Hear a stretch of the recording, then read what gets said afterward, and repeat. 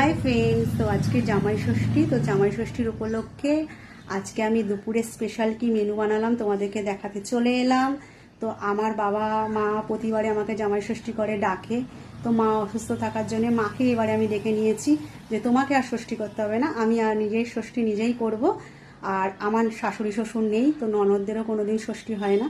তো তার জন্য ননদদেরও ডেকে নিলাম, জামাইবাবু ননদদের সবাইকে ডেকে নিলাম। তো আমি আজকে কি কি মানিয়েছি আর আমার এই আইডিয়াটা কেমন হলো অবশ্যই কমেন্ট করে জানিও। তো কি কি রান্না করেছি দেখো, এই দেখো ভাত করেছি, মাটন করেছি, মাছে মাথা দিয়ে ডাল করেছি, বেগুন ভাজা করেছি, চুনো মাছের ঝাল করেছি, মোচা রান্না করেছি, চাটনি করেছি, আর এই যে হচ্ছে পাঁপড়, এই যে 3 রকমের মিষ্টি নিয়ে এসেছি, আর ফল তো আছে।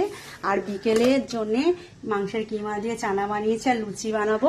তো আমার মেনুগুলো কেমন হলো অবশ্যই কমেন্ট